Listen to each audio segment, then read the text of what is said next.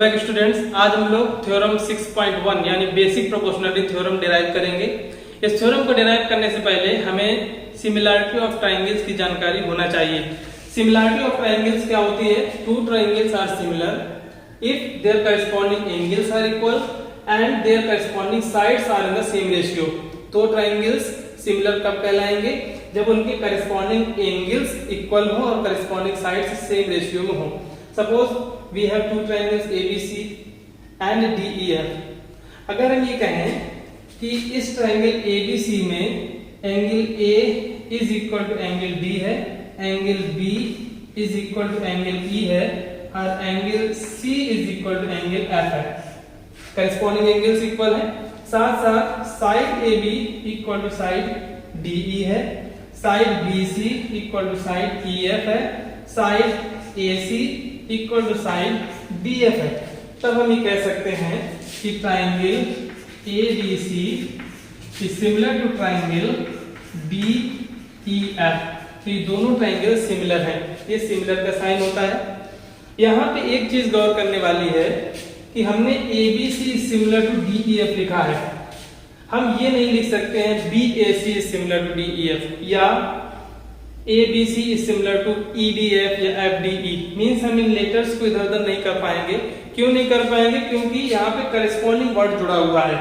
To triangles are similar if their corresponding angles are equal.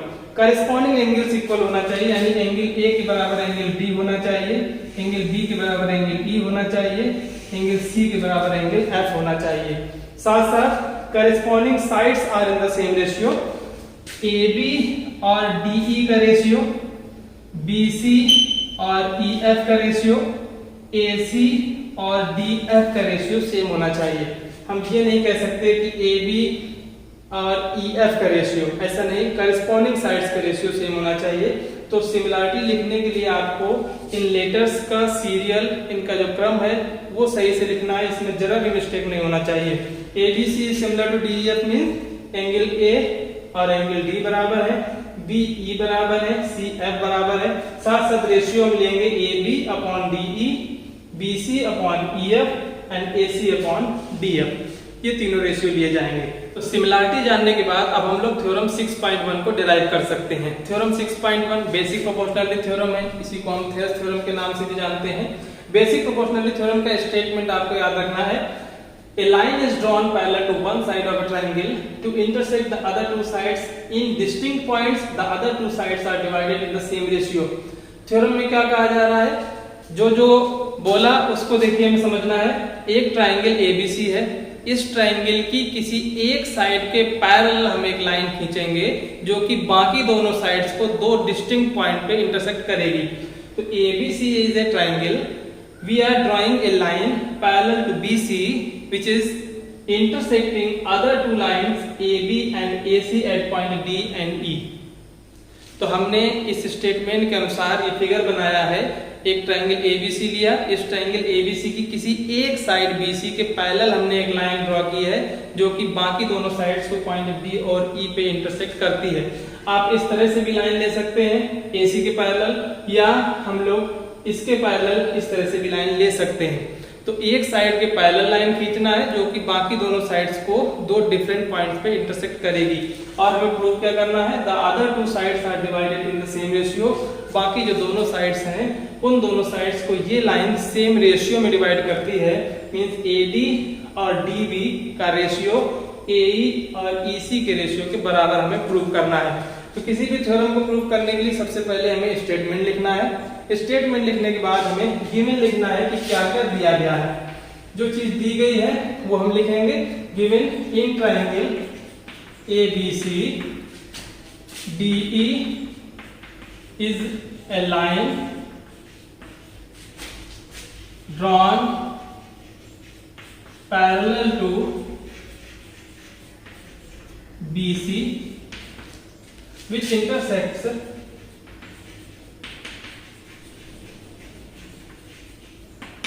AB and AC at points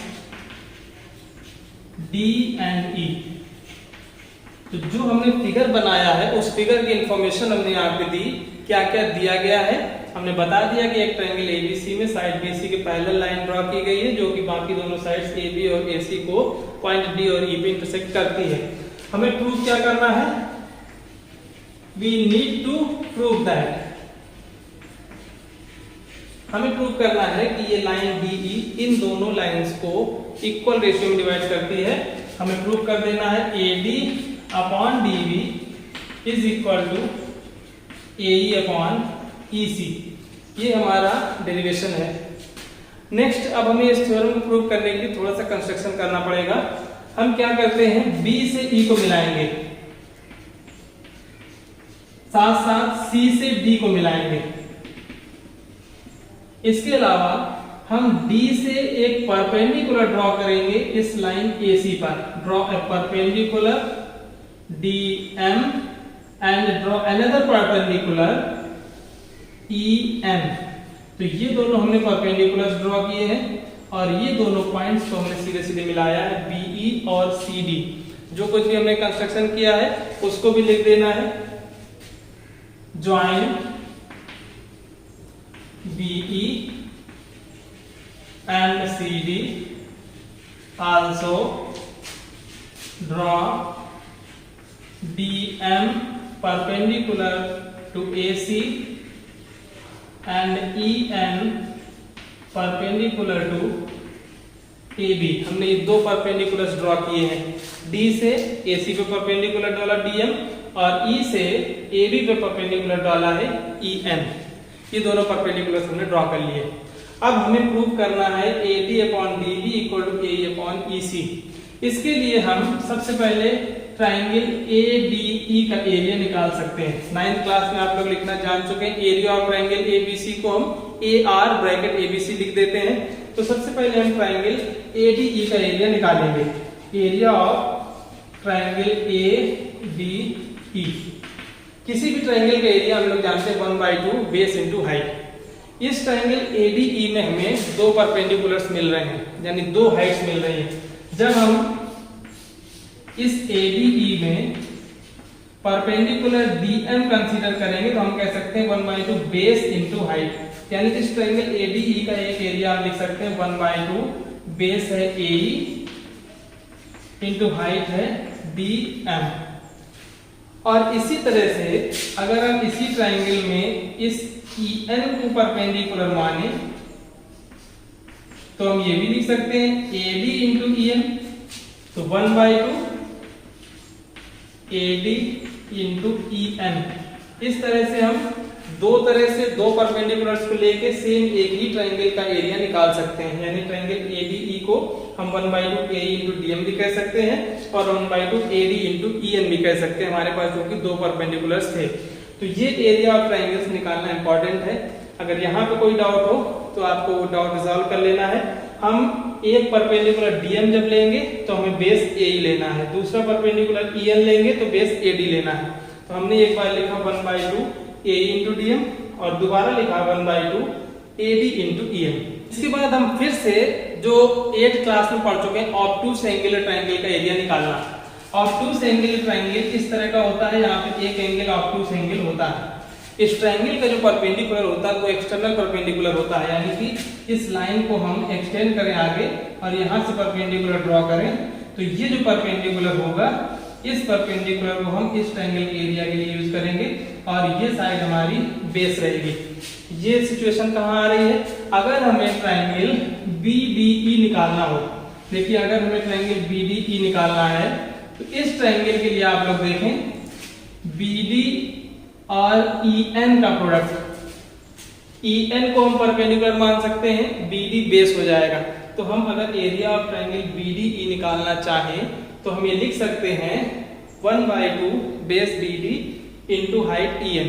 ये ऑब्टूस angle triangle है, जो height EN है ये external है, इस ट्राइंगल की बाउंड्री से बाहर है। तो कंफ्यूज होने की जरूरत नहीं, किसी भी इस तरह के ट्राइंगल में जो परपेंडिकुलर होता है वो ट्राइंगल की बाउंड्री से बाहर होता है। हम लोग एरिया ऑफ ट्राइंगल BDE निकाल सकते हैं 1/2 BD इंटू EN। ये हमारी इक्वेशन नंबर 1 हो गई। सेम प्रोसेस हम करेंगे इस ट्राइंगल CDE के एरिया को निकालने के लिए, एरिया ऑफ ट्रायंगल CDE।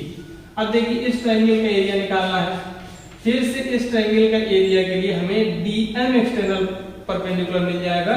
हम CE को बेस मानेंगे और DM को परपेंडिकुलर मानेंगे, तो हम निकाल सकते हैं area of triangle CDE this is equal to 1/2 base CE into perpendicular DM। This is equation number 2। Obtuse angle triangle के एरिया हमने ये दोनों क्यों निकाले हैं? क्योंकि ये दोनों ट्रायंगल्स सेम पैरेलल लाइंस के बीच में हैं और इन दोनों ट्रायंगल्स का बेस सेम है। आप लोगों ने 9th क्लास में थ्योरम पढ़ी है, two triangles having the same base and lie between the same parallel lines are of equal area. दो ऐसे ट्रायंगल्स जिनका बेस सेम हो और दोनों ट्रायंगल्स सेम पैरेलल लाइंस के बीच में लाई करें तो उन दोनों ट्रायंगल्स का एरिया सेम होता है। इट मींस हम कह सकते हैं कि area of triangle BDE is equal to area of triangle CDE। क्यों? क्योंकि इन दोनों का बेस DE सेम है और ये दोनों DE और BC इन दो पैरेलल लाइंस के बीच में लाई कर रहे हैं। हमें ऑलरेडी दिया गया है कि DE और BC ये दोनों पैरेलल लाइंस हैं, तो हम कह सकते हैं as triangle BDE and triangle CDE line between two parallel lines and having same base। इन दोनों का बेस सेम है, क्या बेस है? DE। सो हम ये कह सकते हैं कि area of triangle BDE is equal to area of triangle CDE। इन दोनों ट्रायंगल्स का एरिया बराबर होगा। अब चूंकि ये दोनों इक्वल है तो अगर हम दोनों साइड एक ही क्वांटिटी को डिवाइड कर दें तो हमें कोई चेंजमेंट नहीं मिलेगा। अगर हम दोनों side area of triangle ADE को डिवाइड कर दें, हम दोनों साइड डिवाइड कर रहे हैं एरिया ऑफ ट्रायंगल ADE और इस साइड में हम डिवाइड करेंगे एरिया ऑफ ट्रायंगल ADE। दोनों चीजें हम एक साथ डिवाइड कर सकते हैं, सेम क्वांटिटी है, सेम क्वांटिटी को हमने दोनों साइड डिवाइड किया तो इक्वेशन बैलेंस रहेगी। हमने दोनों और area of triangle ADE area of triangle ADE को डिवाइड किया है। अब हम यहाँ पे वैल्यूज रिप्लेस करेंगे और देखेंगे ऑटोमेटिक हमारा जो प्रूव करना है, जो हमें जरूरत है AD/DB = AE/EC, वो हमें मिल जाएगा। एरिया ऑफ BDE हमने इक्वेशन नंबर 1 में निकाला 1/2 BD into EN, 1/2 BD into EN। और एरिया ऑफ CDE हमने इक्वेशन नंबर 2 में निकाला 1/2 CE into DM, 1/2 CE into DM। और इन दोनों में हमें डिवाइड करना है एरिया ऑफ ADE। DE का एरिया हमने दो तरह से निकाला है, AE into DM और AD into EN। कौन सी क्वांटिटी हमें किस में डिवाइड करना है, इसके लिए आपको याद रखना है परपेंडिकुलर सेम होना चाहिए, यानी कि 1/2 AE into DM और 1/2 CE into DM। इन दोनों में DM परपेंडिकुलर मिल रहा है, दोनों को हम डिवाइड करेंगे तो DM कैंसिल हो जाएगा, तो हम इसको यहाँ पे डिवाइड कर देंगे 1/2 AE into DM। और जो दूसरी वाली वैल्यू है 1/2 AD into EN वो हम यहाँ पे डिवाइड कर देंगे 1/2 AD into EN। अब आप देख सकते हैं 1/2 कैंसिल आउट हो जाएगा, 1/2 कैंसिल, EN और EN कैंसिल, यहाँ DM और DM कैंसिल, क्या क्या बच गया? BD/AD equal to CE/AE। और इसको रिवर्स करके अगर हम लिख दें तो हमें मिल जाएगा AD/BD को हम DB लिख सकते हैं इक्वल टू AE/CE को हम EC लिख सकते हैं। आप देखें यही हमें प्रूव करना था, AD/DB equal to AE/EC, AD/DB equal to AE/EC।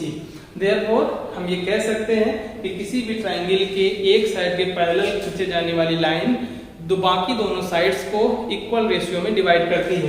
तो AD/DB इक्वल टू AE/EC हमने प्रूव कर दिया। करना क्या है फिर से समझ लीजिए। सबसे पहले हमने DM और EN दो परपेंडिकुलर्स ड्रॉ किए थे, BE और CD को मिला दिया था। पहले हमने ADE का एरिया दो तरह से निकाला है, दोनों परपेंडिकुलर्स लेके। ADE का एरिया एक बार DM परपेंडिकुलर लेंगे तो AE साइड मानी जाएगी, एक बार EN परपेंडिकुलर लेंगे तो AD साइड मानी जाएगी। ये हमने दो तरह से इस ट्रायंगल ADE का एरिया निकाल लिया था। इसके बाद हमने दो ऐसे ट्रायंगल्स लिए जो कि सेम बेस पे हैं और दो पैरेलल लाइंस के बीच में हैं, यानी कि BDE और CDE, ये दोनों ऑब्टूस एंगल ट्रायंगल हैं। इन दोनों ट्रायंगल्स का एरिया हमने निकाल दिया है 1/2 BD इंटू EN और 1/2 CE इंटू DM। और बता दिया 9th क्लास में हम पढ़ चुके हैं कि ऐसे दोनों ट्रायंगल्स जिनका बेस सेम हो और दो पैरेलल लाइंस के बीच में हो, वो दोनों ट्रायंगल्स का एरिया सेम होता है। सेम क्वांटिटी में हमने दोनों ओर ADE और ADE के एरिया को डिवाइड कर दिया। अब यहाँ पे वैल्यू रख दी। वैल्यू रखने के बाद हमें मिल गया BD upon AD equal to CE upon AE। Reverse करके लिख दिया तो AD upon DD equal to AE upon EC मिल गया है। इस तरह से हमारी थ्योरम 6.1 कंप्लीट हुई। इसको हम बेसिक प्रोपोर्शनलिटी थ्योरम के नाम से भी जानते हैं। इसका स्टेटमेंट प्लस डेरिवेशन दोनों इंपॉर्टेंट है। इस थ्योरम का एप्लीकेशन करके हम लोग एक्सरसाइज 6.2 के क्वेश्चंस भी सॉल्व करेंगे, तो इसका डेरिवेशन प्लस इसके कन्वर्स के डेरिवेशन भी आप लोगों को अच्छे से आना चाहिए। नेक्स्ट वीडियो में हम लोग थ्योरम 6.2 प्रूव करेंगे। तब तक हमारे साथ बने रहिए। Thank you.